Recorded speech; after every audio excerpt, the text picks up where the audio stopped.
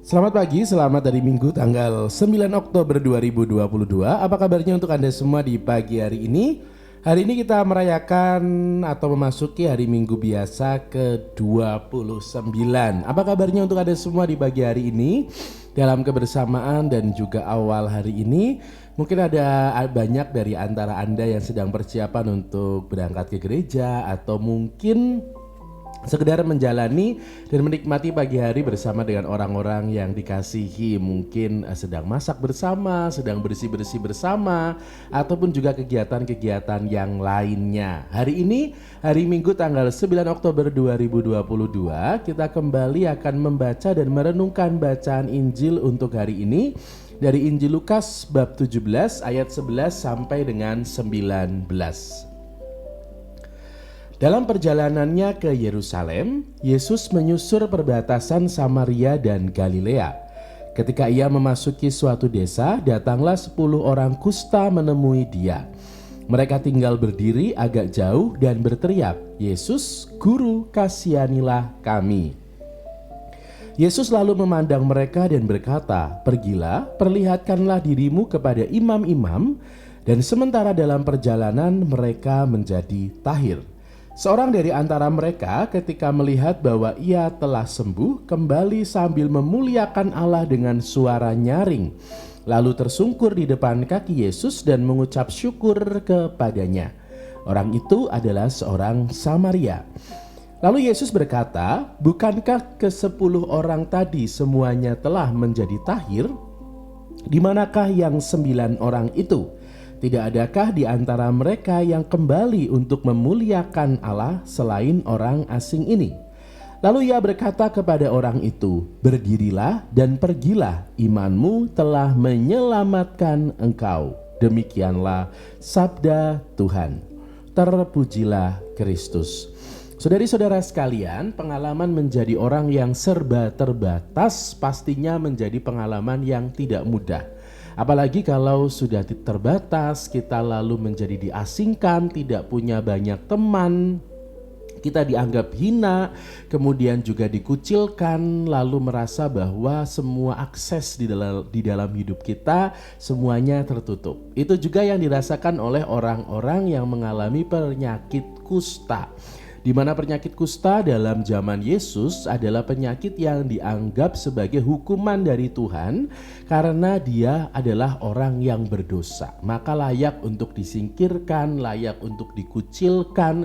Bahkan kalau dia berjalan, mereka akan pakai lonceng untuk menandakan bahwa dia akan lewat. Maka orang-orang akan menghindar, akan pergi gitu ya. Maka kalau kita membayangkan kehidupan orang kusta, selain mereka sakit secara fisik karena luka-lukanya, mereka juga sakit di dalam aspek-aspek yang lain. Sakit dari aspek sosial, mereka terkucil, tidak punya teman, mereka hidup sendirian, kemudian mereka terasing dan bahkan seperti menjadi pribadi yang dibuang. Lalu yang kedua, secara hidup rohani atau spiritual, mereka juga mengalami kesakitan. Mereka dianggap sebagai orang yang berdosa, dianggap sebagai orang yang melukai hati Tuhan, sehingga juga dianggap sebagai pribadi yang dibenci atau Tuhan marah kepadanya. Maka gambaran tentang orang kusta adalah orang yang di dalam hidupnya ada dalam segala kesulitan, ada dalam kedukaan secara fisik, secara kesehatan, secara sosial dan juga secara spiritual, atau bahkan aspek-aspek yang lain. Mungkin juga mereka akan mengalami hal yang turut berpengaruh emosional, kepribadian dan lain-lainnya.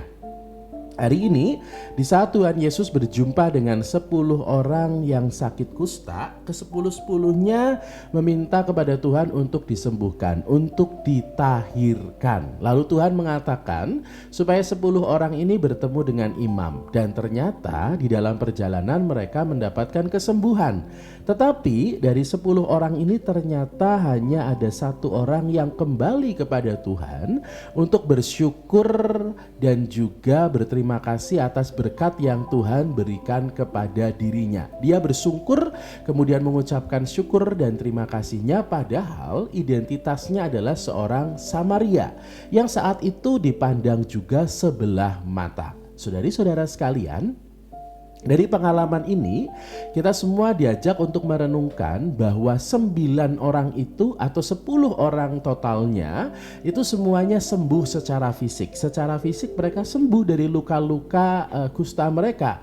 Tetapi 9 orang hanya sembuh secara fisik, tidak sampai sembuh secara spiritual. Mereka hanya sembuh, fisiknya sembuh, tetapi secara spiritual mereka tidak sembuh. Tetapi satu orang Samaria yang datang kepada Tuhan, dia sembuh secara fisik, tetapi dia juga sembuh secara spiritual. Di saat ia membawa kesembuhannya, syukurnya kepada Tuhan, lalu mempersembahkan syukur itu kepada Tuhan sendiri sebagai sumber rahmat dan berkat-Nya. Saudari-saudara sekalian, di dalam hidup kita pasti juga memohon banyak sekali berkat kepada Tuhan. Kita memohon mungkin kesembuhan, mungkin kemudahan di dalam segala urusan dan juga di dalam pergulatan kita. Tetapi pertanyaannya, apakah di saat kita sudah sembuh, kita juga sembuh secara spiritual?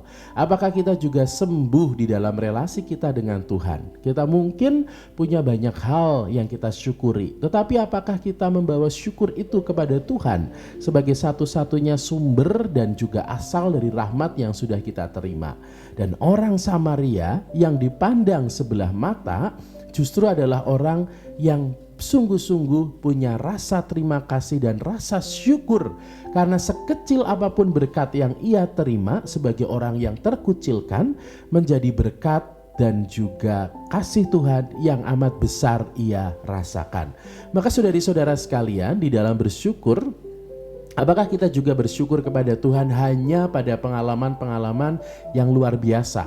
Ataukah kita juga sudah mampu bersyukur pada pengalaman-pengalaman kecil dan sederhana yang kita alami secara rutin setiap hari kita? Semoga kita tidak lupa dengan syukur dan juga dengan berkat-berkat Tuhan yang sederhana, yang kecil, yang boleh kita rasakan dalam pengalaman-pengalaman hidup kita setiap hari. Selamat pagi, selamat menikmati dan juga merasakan kasih dan berkat Tuhan di hari Minggu ini tanggal 9 Oktober 2022.